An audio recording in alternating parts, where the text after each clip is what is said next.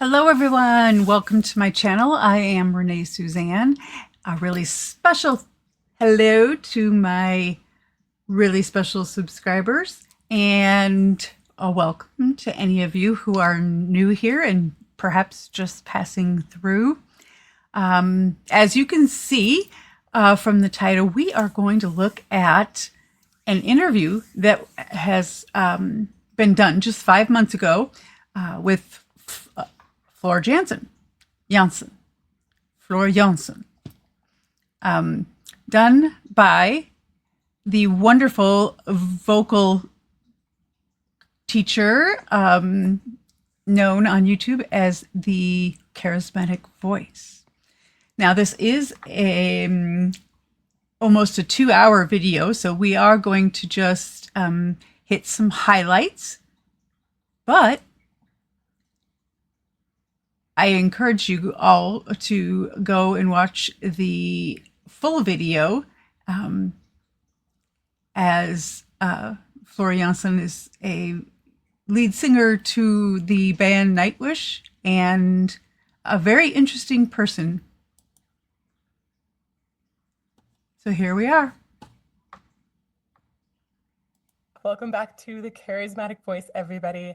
I am here today with Floor Jansen. Am I saying this last name correctly? Jansen? You do, yeah. Okay. Jansen, very good, yeah. I admit I watched a few other clips to try to get that one correct over the years. And Floor, thank you so much for being here today, especially as you are crazy busy, not only with album releases, but also with mom life. Yeah, I am, but I'm very honored to be here on the Charismatic Voice. It's quite something you've built for yourself there, so I'm honored to be your guest today. Thank you. I've honestly been looking forward to this for years, I can say. So years and years Nice. of wanting to chat with you. So I'm so glad. Floor, traditional question for you, tea or coffee? Well, both, depending on the moment of the day. We tend to drink tea on the evenings, during the evenings nowadays. It used to be an afternoon drink when I was growing up, actually, but in the morning it's absolutely coffee though for me. And as I'm your guest, I'm of course here with a big cup of good tea. I like the owl too. So cheers to you. I like your owl. Yeah, it's been Nightwish inspired. Excellent. I love that you do both, because I do think there's a lot of value in both. Even though I'm definitely a tea girl, I still have coffee every now and then. And Oh yeah. I worked in a coffee shop in Seattle for a few years. So really good latte. Yes. Yeah. That's good stuff. Yeah. So Netherlands, you're from the Netherlands, and there are so many people, so many fantastic singers, I should really say, and musicians from the Netherlands. Is there something in the air there? Why do you think the Netherlands is developing so many incredible musicians? Well, yeah, it's a good question. I mean, it's a tiny country for sure, but we did manage to squeeze in quite a lot of people. So we're with about 17, 18 million Dutchies. But I do believe that once there is a success of sorts, like many years ago, Anneke van Giersbergen came out with a gathering and just all of a sudden had a hit on radio with a metal song. That creates interest, and not just from an audience, but also from venues, maybe from record companies. Oh, a band like that worked so well, we want to have something more of that. And other bands get inspired to do something like it, like Anneke inspired me so many years ago, because literally when I heard it, that song on the radio, I was like, that combination, I want to do that too. So I started looking for a band, and I found a band, and we started working. That was After Forever. A record company was already interested because they had already heard something like it. Venues were interested because they had successful gigs with other bands, and so I think you create a platform, and that it attracts a lot of people, and from that many comes a couple of good ones. But why so many good ones? Yeah, that's interesting. There is some. Yeah, that is very interesting considering it is such a small country.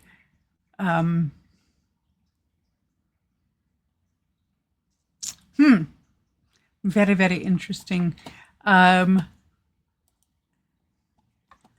Because with only 18, 19 million people, you would think their music would be more.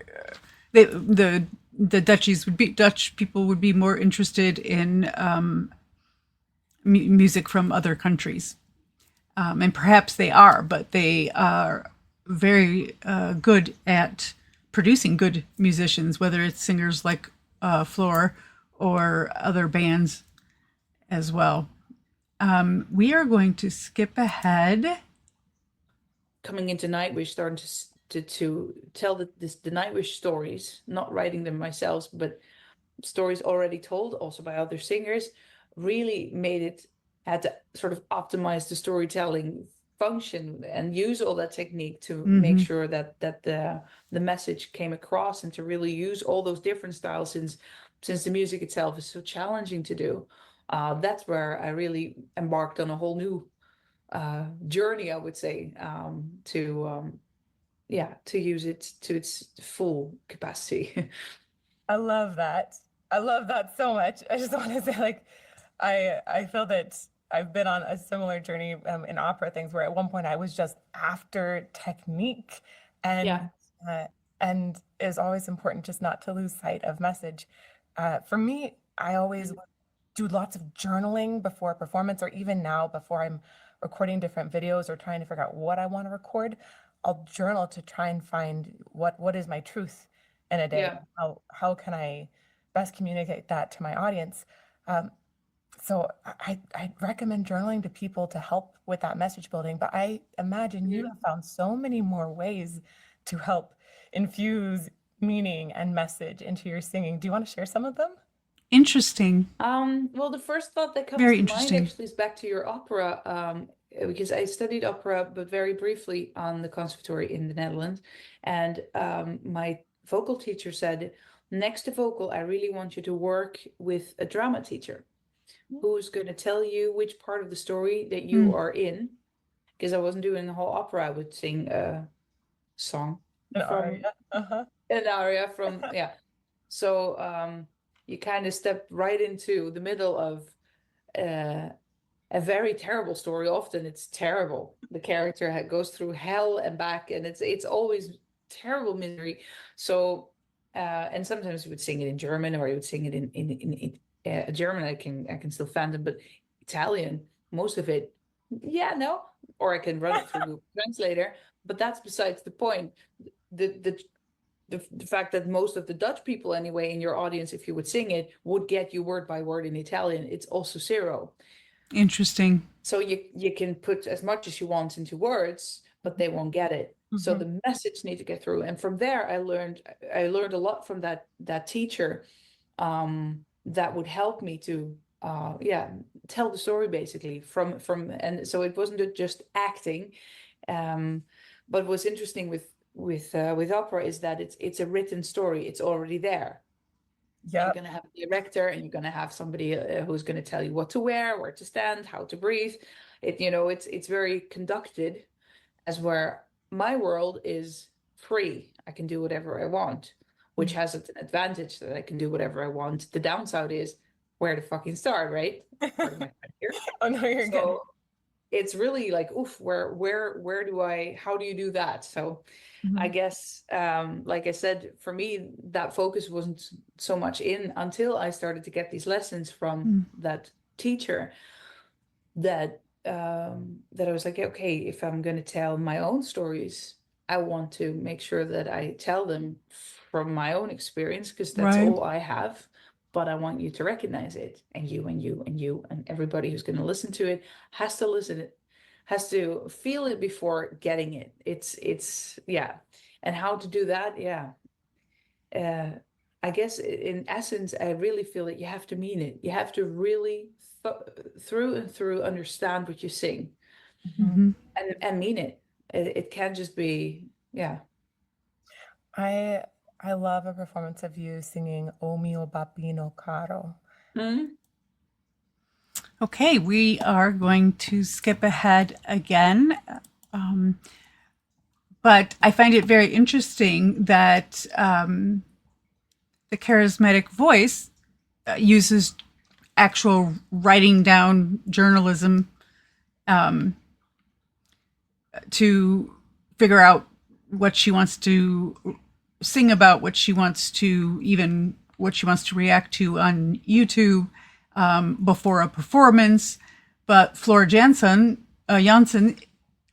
her technique comes from her time with a drama teacher, a drama coach, and being able to, if she's going to write her own story, like she said, she goes, it has to be, she has to really mean it, and they have to be able to feel it and know it's real. And that is something that I think is extremely important in telling any story, any song that is telling a story. We are skipping ahead to a section where I believe they're going to discuss the importance of nature. I hope I'm not going to be able to provide the same thing, I think, to my son, but I try to have that like idyllic quality and where he is, and I certainly hope that we'll get to go to a lot of farms and experience things like apple picking or just Yeah, be down to earth. I think that's important. that's it. Close to nature, see where food comes from, and Yeah, yeah, it's very valuable. I think we are designed to be in nature since we are part of it, but the fast life and the big cities tend to take us away from that, and sometimes a bit too far. So I can warmly recommend that. Yeah. I love that you're able to come back to that and just settle into it and be at home. Yeah, it's so important. It's the contrast is really needed. And also to keep your feet on the ground, on tour, where you're always the Oh, artist, true. you're always the singer, you're always the center point. That is not an that is just a reflection of a part of your life and how other people perceive you or see you, and not the actual reality. I'm no better than anybody else. So when you come back home, it's also very nice to just, literally get your hands dirty. The horse still poops, yes. The dogs still need their walks, and Mhm. yeah, It still needs to be changed. diapers need to be changed. Yeah, laundry doesn't do itself, still not. So that's Oh, good. yeah. The endless laundry, most beautiful. All right. Oh man. Oh man. Yes. I feel very lucky that we have a nanny that helps us out with that some, especially because we run long hours at home. But luckily, my husband and I both, he's on the other side of that wall. So we're both working at home and get to be there with our son a bunch, even if we are working longer hours sometimes. It's beautiful. Yeah, it's really great, and it's a cliche to say, but it's so true. I mean, they're only young ones. And I remember with Freya, a lot of people said that to me, like, she's gonna grow up so fast, and you really want to be there for those first years. And I was like, yeah, but how fast can it really go? But as you just thought she was about 3 or 4, she is 7, and it went like this. So now we have a lot of time in between lady number 1 and lady number 2. With Lucy now, I do perceive it differently. Like, yeah, I'm gonna take my time more than I did before. As much as I tried before, yeah, it's definitely, it's just a few years, and it's gonna fly by just like that. Yeah, I mean, now she's already turning to be 1 year old, and for me, it's like she was Mm. born 2 weeks ago. What happened? I feel like that 1-year-old birthday was the toughest. 2 I was okay with, but 1, oh. Yeah, Oh baby man. phase is officially over, and it's also nice, they move into different things, and they can do more, and they become more of a person. The whole tiny baby is gone, but Yeah. Yeah. Well, that is a wonderful exchange between the two of them regarding motherhood and being a working mother and how they handle that. I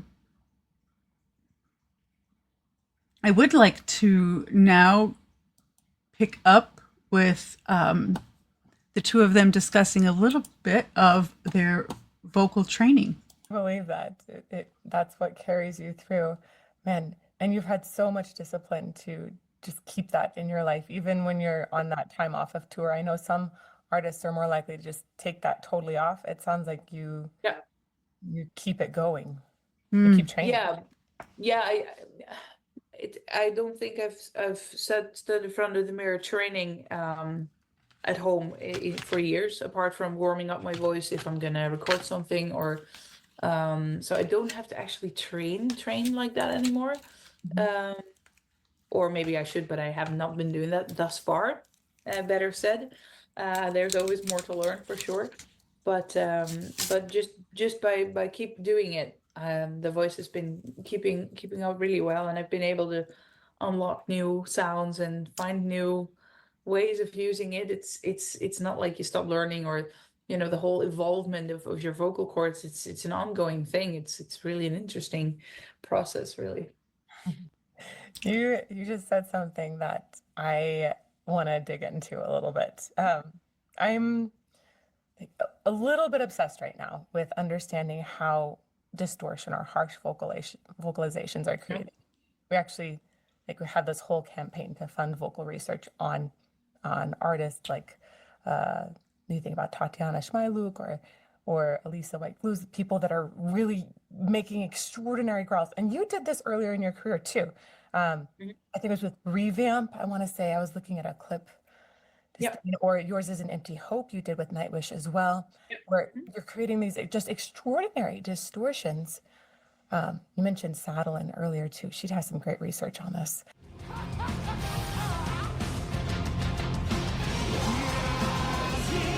I love that they're including these clips. Ooh. When you're exploring new sounds or looking for a sound like that, obviously there's not a lot of information about how to make that sound without hurting yourself. And we know that it can be done, but you know that there's also a danger there. What sort of feedback system do you have to tell yourself, yes, this is a good sound, this is a good color or a good idea to explore here? And where's the limit, I guess, between what might be discomfort and pain? Or how do you know how to guide yourself? That's a good question. I approached it technically. So I actually used the complete vocal technique from Catherine Sadolin and her exercises to dissect both the distortion as the growling, and do the exercises, and then see, like I said, like you're here, you want to get there, and there's this gray in between phase where how you did it was wrong, and how you want to do it, you don't quite get it. And for me, it's just a matter of trying. Most courses, most teachers or methods have several ways to roam, right? There are more ways than one to achieve the same sound. And so one might work for you, the other doesn't. So I try them, and then I feel if it works for me or not. Do I get it or not?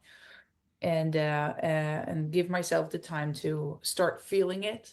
I mean, obviously pain is a no-go, but sometimes it's gonna hurt because you're gonna try something and then it hurts. Okay, not like that. I'm not afraid of the pain though. I don't think the vocal cords are gonna be completely messed up just because I did something wrong. So I think in the process of learning, with the right sensible pressure, of course, you're gonna try a couple of things and you're gonna do it wrong, inevitably. Just keep them hydrated, don't push it too far, take a break, sing something really know after, because I do believe that once any muscle or anything in the body's had a little reading, if you then move it smoothly again in the way that you're used to, you kind of get it back into its shape.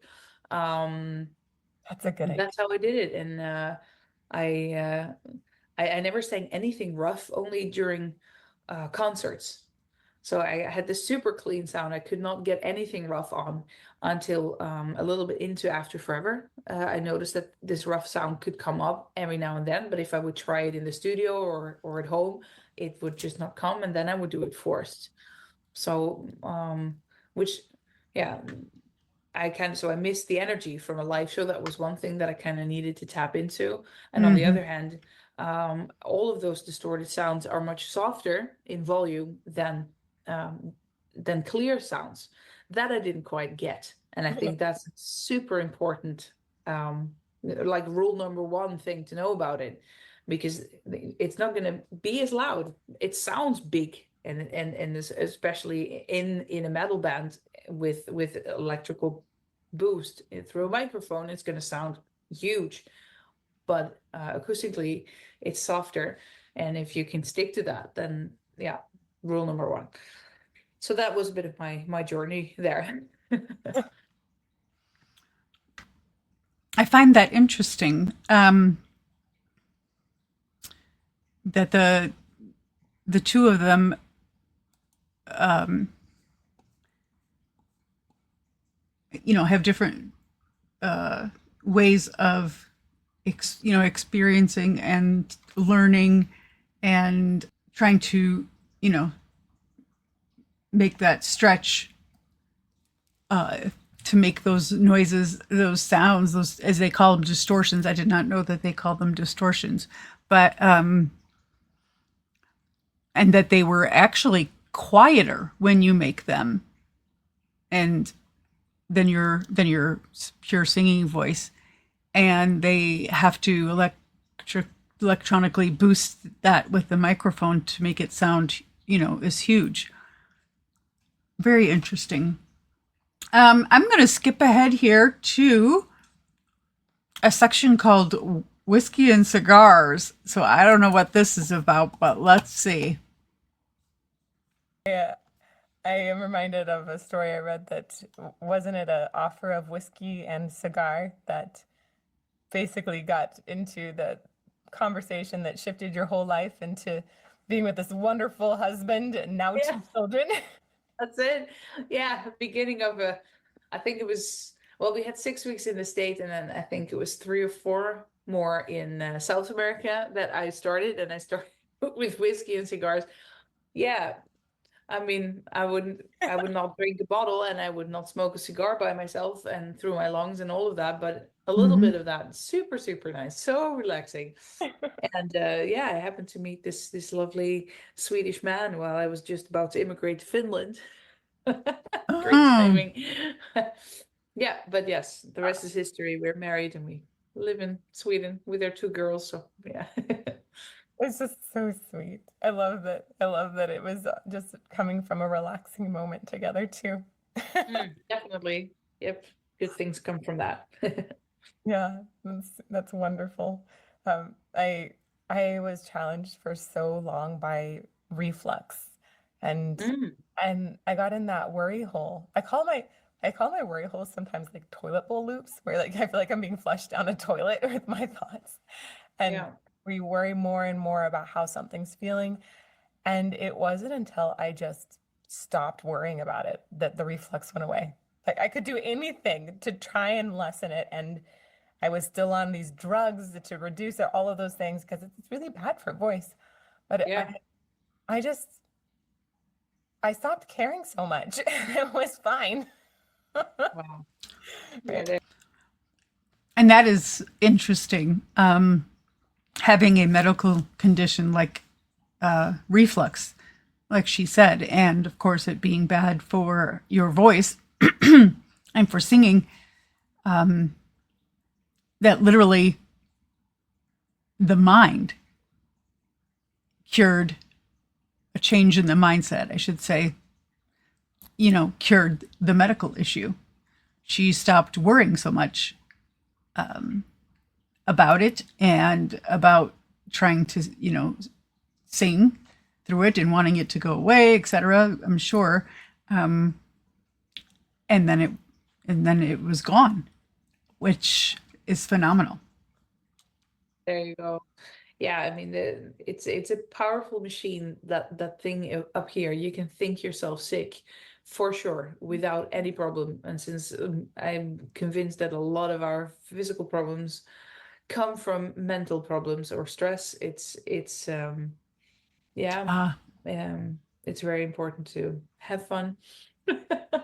I wonder if one of the reasons your voice was so ready to record for the new album was because you had it still going in your Yeah. head, even if you weren't physically practicing it while you were on maternity leave. It was Mhm. it still was there. You'd gotten it into your body even earlier. Yeah. Yeah, it was Yeah. pre-programmed in that sense. Because mentally, I mean, first weeks with the baby, speaking of sleep deprivation, those are the worst. Mhm, Uh, you just gave birth. You don't really, you start with a setback. Let's put it like that. mhm, And then we are biologically programmed to have the full focus on the baby. The rest is circumstantial. So even the Nightwish album is circumstantial, which is very dangerous to say like that, but in the right context, you know what I mean. Um, I really want to focus on it. I want to do it 100%, 120%. I want to do it as good as I've always done, despite my personal situation. So but my brain constantly thinks, "How's my baby? That's my baby. Where is mhm, she?" mhm. Both the mind as the body reacts to being away from each other, even if it's just a little, like an hour or so, which is in those weeks feels super super long. So it's really funny that yeah, that it still came out so well, because I really wanted, yeah, like I said, you want it to be really really really good for the band and for the fans, and you, yeah, I always want to perform on the best of what I can do. um so it was great to feel like, yeah, the music just is talking so loud that it can overshout the baby emotions and biological reprogrammed part there, to 100% focus on just singing. And then the body said, oh yeah, we know this, we've done this, there we go. Yes. Yeah, I believe they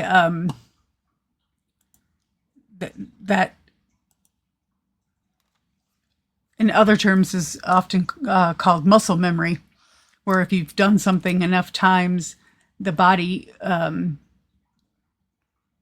learns. The muscles are become trained, and I imagine it's the same with the vocal cords. You get right back into that groove, and it's interesting that she's talking about it being she being able to mentally get in back into the singing and the band and the recording, so much so that it kind of pushes out that motherhood instinct, especially in those first couple of weeks and months, because it's incredibly strong. As a female, I with 4 children, I know that, and I commend Floor for being able to juggle motherhood and being a singer in an amazing band, and being able to do both well, and especially live, where she puts on such a great performance. They all do, and you would never know that, perhaps there was a baby back home waiting for her, with daddy. But she is able to focus 100% on what she needs to do at the time, and then is able to turn around and focus her attention back to motherhood. So, that I think is going to conclude what I'm going to share with you of the Floor Jansen interview by the Charismatic Voice. I will link in the description down below the original video if you want to go and watch the entire thing.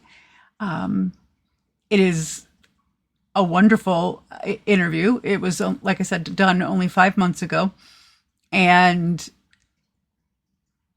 I am excited. It makes me even more excited to know her a little bit more personally as a woman, a mother, as well as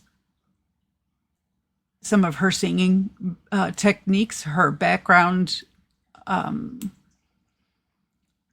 Yeah, this was a delight, an absolute delight. And if you enjoyed it at all, go ahead and thumbs up. Subscribe down below if you haven't already. We are on the road to 5,000 subscribers, and we would love to bring you along. And as always, it is only goodbye for now.